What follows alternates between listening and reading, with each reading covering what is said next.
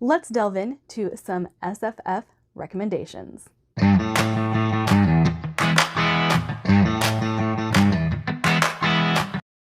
Hi guys, my name is Trinity and welcome back, or welcome if you're new here.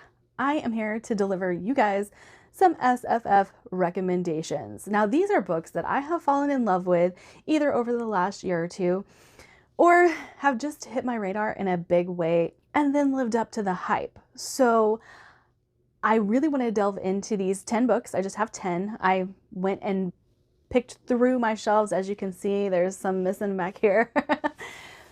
To find what I wanted to talk about today, let me say I'm excited about this list. Now, this isn't a top 10 list of favorite books or anything like that. This is just books I think need more eyeballs on them because I love these, and I'm not saying that all of these are underrated, but I do think a lot of these fall outside of most people's purview on any given day when they go looking for fantasy. So yeah, figured I'd talk about them now. So the first book I want to talk about is, yes, a special edition Fairy Loot book. Now the reason I want to talk about this one is because I feel like this book is a little bit mismarketed because this story is not typical of what you would find in Fairy Loot. In Fairy Loot, there's a lot of fantasy romance, and while there is romance in this, I don't think it quite fits the fantasy romance mold. The reason I say this is because we have two warring kingdoms, and our main character is a spy for her kingdom who is going to infiltrate another kingdom alongside the queen's protector. Like, they're working hand in hand, and they kind of hate each other. So they don't really want to work together. There is a long backstory that they delve into as to why the two do not like each other, but that sets up an enemies to lovers romance. Now, you hear that and automatically your brain just is like, no. And I get it. I totally get it. Romance isn't for everyone. But the main point of this story is our main character has an affinity, a type of magic that is very useful to anyone who realizes what her powers actually are. Now, very few people actually know what her powers are. She hides them really well. And when they go to infiltrate another kingdom, her powers are kind of put on display inadvertently and kind of advertently in some places. But when everyone realizes the powers that she has, they want to use her for these powers. And the friendships that she makes during this time become highly imperative to her. And that's where the enemies to lovers romance kind of comes to the forefront. She needs someone she can rely on, and the only person she really knows and kind of trusts is that guy. I think this has a lot of politicking. There's a lot of spy mastering going on. And if you like thieves and assassins, spy masters and rogues and all kinds of stuff like that, this might actually be the book for you. Even though from this cover and the fact that it is kind of marketed as fantasy romance, I do think this is a really great story. Next, we have The Maleficent Seven. You guys have probably heard me talk about this quite a few times over the last year because this has been one of my favorite books so far this year. And The Maleficent Seven is kind of Suicide Squad meets fantasy, but here's the thing. There's a mama bear character in this that I think gets overlooked when being talked about because that is what our main character is. She's being a mama bear. That's her whole goal through this whole book, is to be a mama bear. To protect her family. And she is a demonologist. She is dark. All of the characters in this story are really dark, but the story itself is very engaging.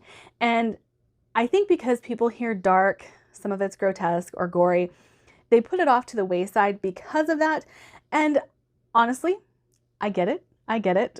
Those aren't for everyone. But this story has one of the coolest endings, one of the most satisfying endings to a book I've ever read. And I love the power play that we get with a lot of the characters in here because they're all mad at her. She abandoned the field whenever they were about to go into the biggest battle that they've had.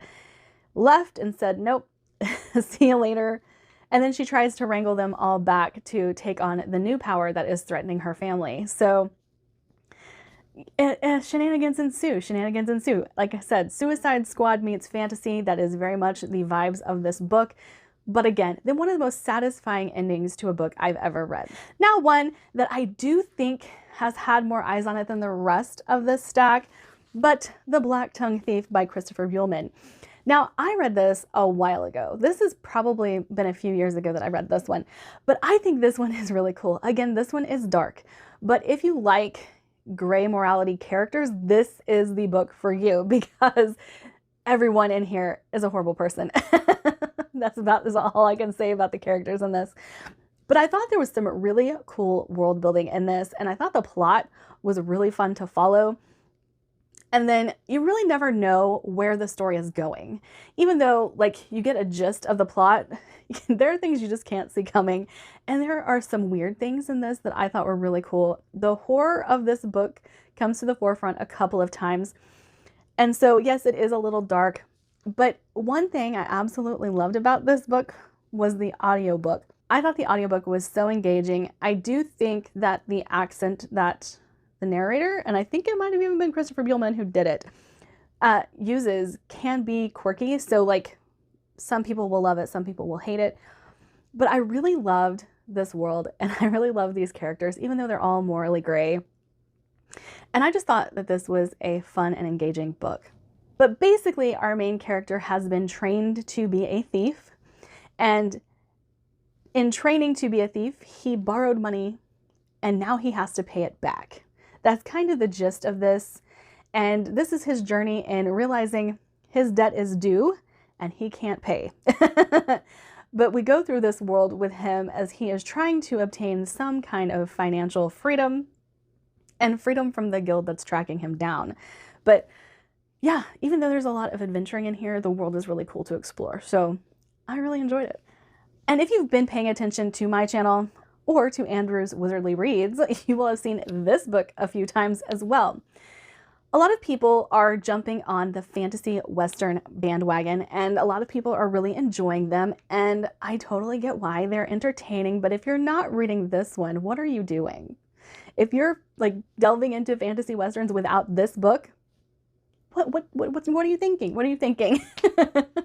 We have Millie, who is an elven character, and she has a really dark past, and her dark past has come to call after a train robbery gone wrong, and she is kind of dealing with the fallout of basically everyone finding out who she is. And all of her friends know, they support her, they know her backstory, and they want to be there for her.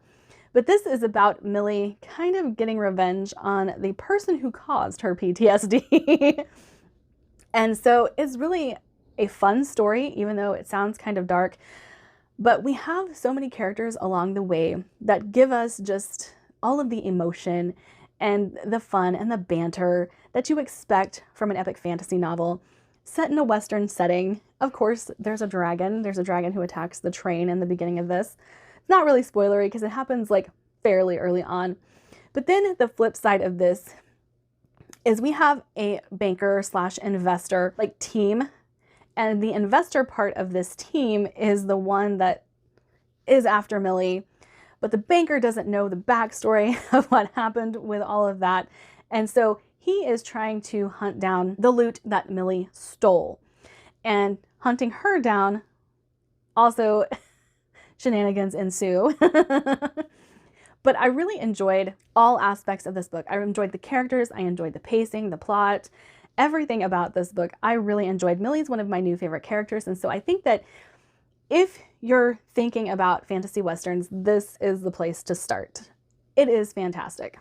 Recently, I have seen a lot of people picking up The Obsidian Tower by Melissa Caruso, and I've had to be like, wait, this is a secondary series.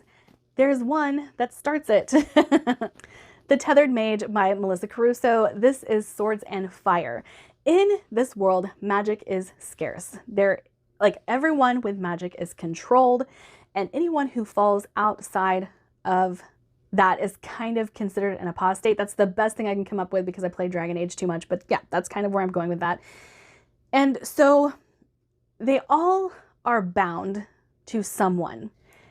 And one of our main characters, Zarya, I believe is her name, she is mage marked and she is free, but she has to live her life in shadows, because if she's caught, she will be tethered to someone, which is why it's called the tethered mage. And the people who are in charge of the mages are called falconeers, I believe. But we have, on the flip side of that, a princess who is trying to bring her country back into rights, and she encounters this mage, and instead of trying to kill her, because this is illegal, she binds her. And it's about their bond and loyalty, and how just because someone is in power doesn't mean they automatically should have your loyalty. But if they can prove themselves, there's no harm in letting them hold your yoke, so to speak. But I love this. I love this so much. And the reason that I say read this first is because this sets up something that happens in the Obsidian Tower that you don't quite understand unless you have the context behind it. And I do think that they could be read on their own, but the context is missing if you read the Obsidian Tower without having read these first. And then why it is such a big deal for the main character of the Obsidian Tower to do what they do. That context is lost if this is not read first. But I think Melissa Caruso is an excellent writer. She is slept on so much, and I think everybody should read this series. I may even do a reread because I have let this sit for a while and I do need to get back to it, but I'm tempted to do a reread right now. You guys had to have seen this coming, because I have said I am not going to shut up about this until more people read it. Engines of Empire by R.S. Ford. So this one is really cool in the way that it's set up, because, and it's aptly named, because R.S. Ford does take you through the engines of Empire, how Empire is ran, how it falls. If this cog breaks down, this cog will eventually break down, all of that stuff. Like, he does it so well, so well. And this follows the Hawkspurs, which are they're kind of an elevated family in this society, and it is ran by guilds. There is no real king, queen, or anything like that. It is guilds, and the Hawkspurs are one of the highest guilds, most respected guilds in the kingdom. And this follows the matriarch and her kids. And so all of the familial connections are already there whenever you start this book. You kind of get to see how the pressures of power can hurt the children in the routes that they choose to take, but also how they can rise in the ranks of their own volition. I'm trying to do this without spoilers, even apart from the matriarch of the family. When this starts out, the Hawkspurs are in power, the kids have gone off to do their own thing, and then a religious rebellion starts. And whenever the religious rebellion starts, the empire that had been in place starts to crumble, and the magic of the world starts to crumble. Her kids are put in precarious positions, and she keeps trying to get them back, trying to wrangle them back to her side. There is a character in here who has a strong connection to the mother, who goes to try and find one of the kids. We get those perspectives. And then we get the kids' perspectives of the world, because they are not with their mother at the seat of the empire. They have gone off to explore different types of things. One is, I believe, an alchemist. One is the heir, and the other is a soldier. So you get to see the world through the lens of all of these characters. And I think it's really cool the way it's written and the way it's laid out and how you learn about the world and how you learn about the politics. I think this was expertly written, and I think it's a fantastic series. I have read Engines of Chaos and I loved it so much. Okay, now let's see if I can get a better synopsis of this book than I did when I did my wrap up of this book, because I am still in love with it and I haven't stopped thinking about it. The Blighted Stars by Megan E. O'Keefe. I am just going to read the blurb on this and then try and expand from there. Stranded on a dead planet, forced to ally with her mortal enemy, survival is the only option in this first book of a stunning widescreen space opera trilogy. She's a revolutionary. Humanity is running out of options. Habitable planets are being destroyed as quickly as they are found. And Narya Sharp thinks the reason may have something to do with the all-powerful Mercator family. He is heir to the dynasty. Bookish and quiet, Tarquin Mercator never wanted to get involved in his family's galaxy-spanning business empire, but Tarquin's father needs him to monitor an expedition to a new planet, and the Mercator family reputation hangs on the success of this mission.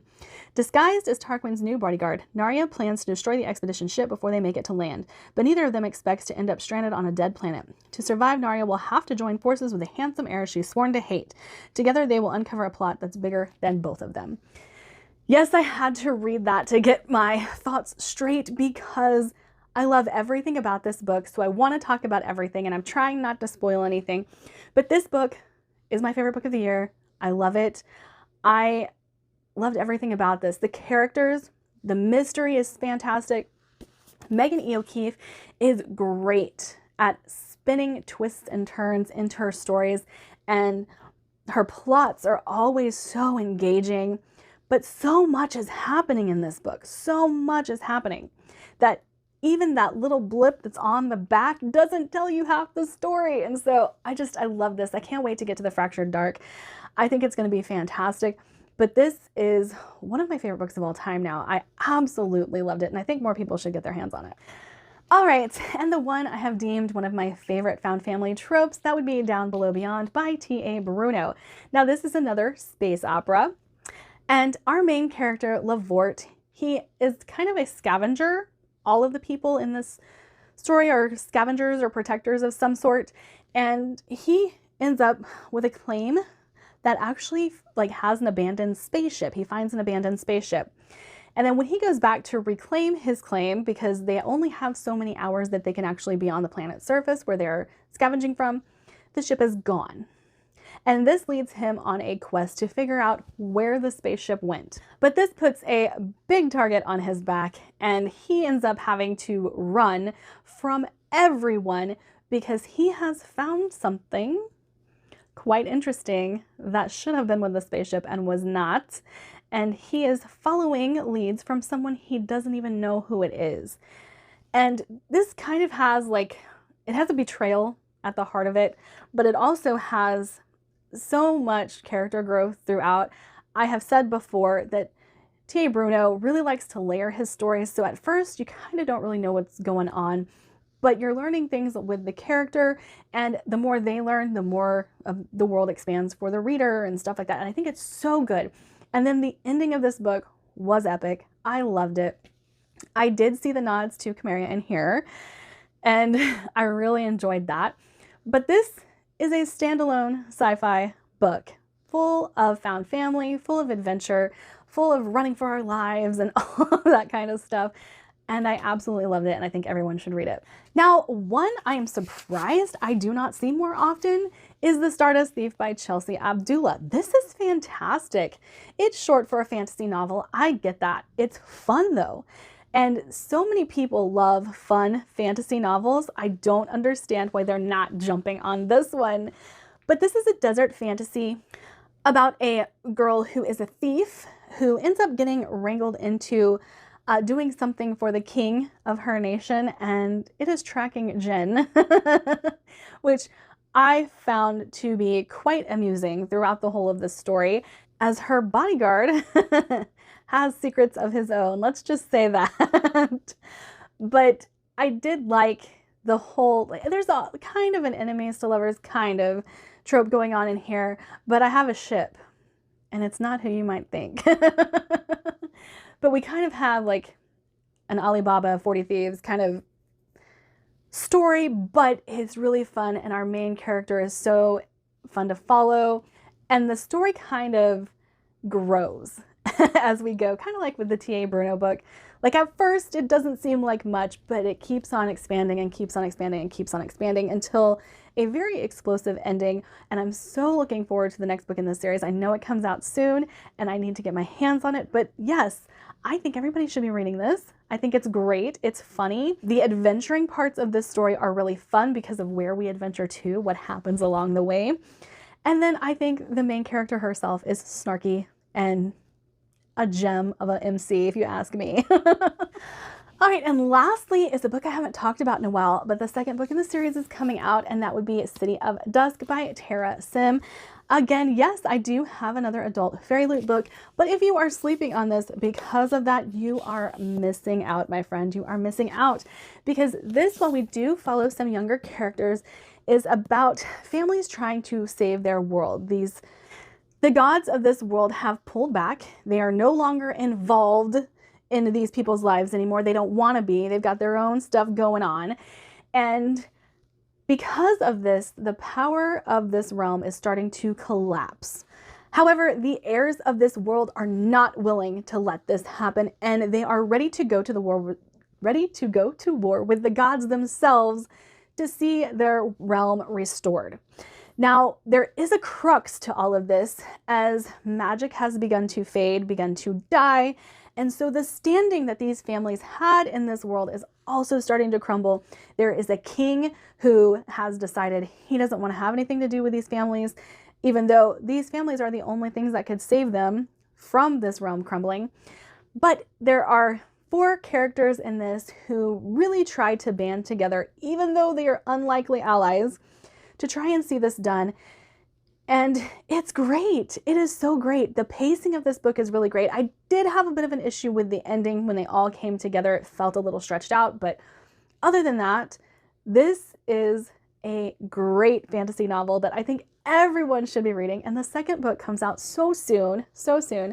And you guys should definitely try to get your hands on it. For each realm, there is a god, and for each god, there is an heir. And I don't want to delve too much into the magic system, but all of the magic is connected to particular realms.